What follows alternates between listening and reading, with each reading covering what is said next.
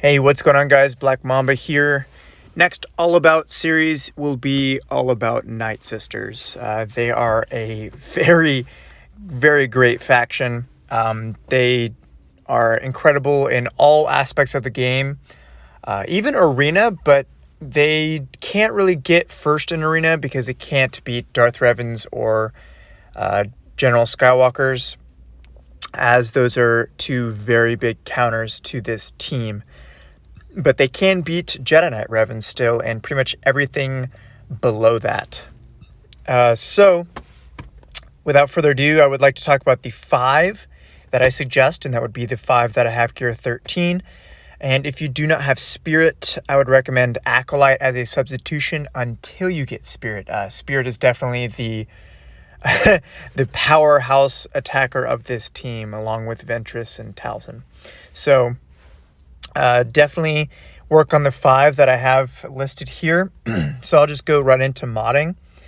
Talzin, you can mod 2 different ways. Obviously, as you can tell, my mods are not perfect, as you know, modding for everybody's different. So yeah, not everybody has the mods available. Anyways, you can either mod her for pure damage and have full offense mods with 2 health mods or 2 crit chance and have her hit extremely hard, or you can have her be very fast and just be annoying and get plague more often. And you can also do a mix. So currently what I'm doing is I have a mix. So I have mine at 261, and with the different leads you still get plus 30 speed with Asajj or Talzin lead. And I have a mix, so I have also some high damage, so 7,600 damage with my Talzin. So that's what I would recommend. I'd recommend just offense here, of course offense, and then just some speed as well. With Asajj, I would recommend crit damage and crit chance, as she hits extremely hard, and Rampage on her unique. She gets plus 15 speed for each enemy with no debuffs. So if you're thinking about going up against this team that have no debuffs, and your full team is, no buffs at the very beginning, that's 75 speed you need to tack on to Asajj. So, that's a lot of speed to add. Example would be Jedi Knight Revan has tenacity up at the beginning, so Asajj does not get this bonus. But if you're going to go up with troopers, you need to make sure that if, for example, you don't have Shore, and you have 5 troopers that don't have buffs at the very beginning of the battle, then they will have 75, or she will have 75 extra speed, or just any team for that matter, not just troopers. But crit damage, crit chance is what I would recommend. She hits extremely hard. She gets a lot of bonus TM from the match, so she just does a lot of damage, gets a lot of turns, and so forth. Daka, full health, in my opinion. As you can see, I don't have this 6E yet, but the other 2 I do. So you just want to get her as tanky as possible. And the reason for this, so I have my 98 speed, 113,000 health. And if you can get some potency, but I don't have any on mine. Of course, modding is not perfect for every roster. The reason why you want her to have a lot of health is because she heals based on her health. So, yeah. And pretty much, quicker you kill her when you're going against her, the easier it is to take out Night Sisters. So you want her to be extremely tanky, survive longer, and just be a nuisance for the team. Spirit, you want extremely fast, in my opinion, as well as high hitting. If you can get that combination, you are in for some good matches. So I have mine 309 with a crit damage triangle percentage with very high offense. So this combination really works because she will open up. Oh, and also you got to remember she has plus 100% offense and ignores armor when she has foresight. And she starts with foresight. So if you can get her to go first in the whole match. Like if your opponent and you are facing up, Spirit is the first one to go of both teams. She uses this ability and it does a lot of damage. R5 will do well over 100k, could do 110, 120k. R7 will most likely one-shot a squishy character. So if, let's say, a Jedi Knight Revan is going against it and it's slow enough and it targets Grandmaster Yoda, it will one-hit him most likely. So yeah, that's just how I would recommend modding Spirit. So speed, crit damage, offense, and health with speed here. Night Sisters overall, really quick, health percentages are better than protection percentages on the primaries. Mainly because when they die, they are revived and they do not have their protection. So having health percentages is better. And I wanted to talk about that before I go into zombies, because zombie, you want health for that exact reason. She dies, she comes back, does not have her protection, she only has her health. So having that extra health is essential rather than protection. And you just want her to be pretty fast with some health, as you know, you want her to take as many turns as possible and be annoying. Relics. Every relic on the Night Sisters is a good choice. There is no bad choice for these 5 Night Sisters on what to relic first. But for me, in my opinion, I think Spirit should be relic first along with Daka, and then the other 3 can just be, I mean, anytime you want. They all benefit from relics so much. It's just something I would highly recommend.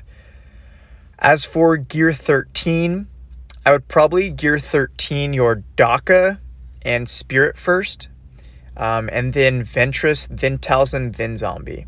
That would be my Gear 13 choice.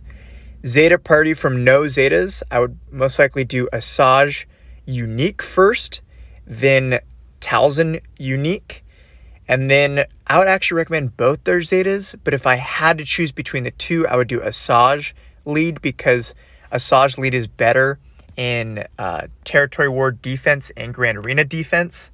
But if you're talking Territory Battle or Raids, Talzin lead also is really, really, really good. Speaking of which, Raids, Talzin lead with Initiate, bottom left corner. No Zombie, no Spirit with Talia. So it's just like Talzin, Ventress, Daka, Initiate, and Talia is a great Phase 3 team and Phase 4 team. But Phase 4, you want to use Asajj lead. But you can do, it's called the Death Storm. I'm not an expert on it, but there's a lot of videos on people getting well over 20 million damage in Phase 3, although there's teams that do a lot more now.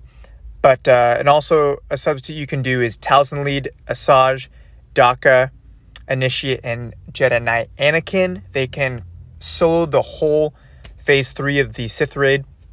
There's a bunch of videos on that as well.